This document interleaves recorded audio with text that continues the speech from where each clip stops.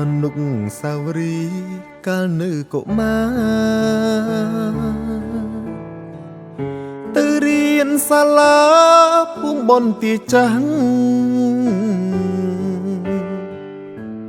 បងគូចស្រឡាញ់ស្គាល់ចិត្តគ្នាច្បាស់រាប់អានគ្នាណាស់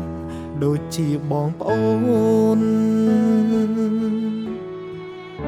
បែកគ្នា10ឆ្នាំមកស្រុកម្ដងទៀតបងដើរសួរញាតរកស្រីណាស្ងួនពេលបានជួបថ្លៃ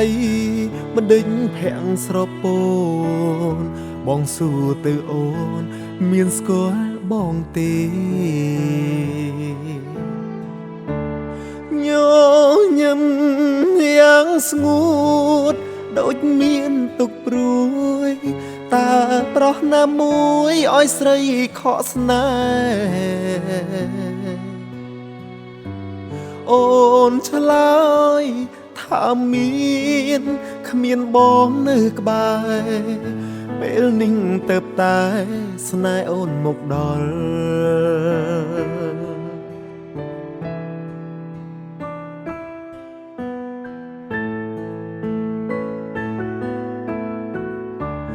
10ឆ្នាំចាំស្នេហ៍ឥតប្រែក្រឡាំ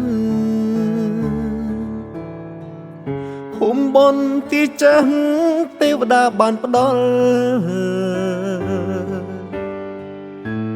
ឲ្យយើង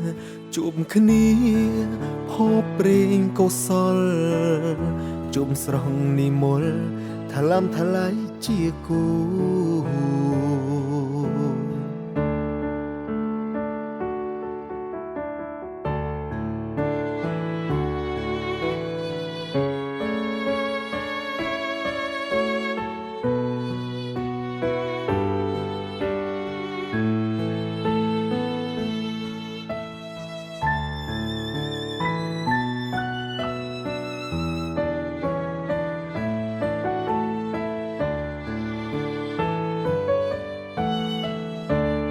ញញឹមយ៉ាងស្ងួតដូចមានទុកព្រួយតើប្រុសណាមួយឲ្យស្រីខកស្នេហ៍អូនឆ្លើយថាមានគ្មានបងនៅក្បែរពេលនេះទៅតែស្នេហ៍អូនមកដល់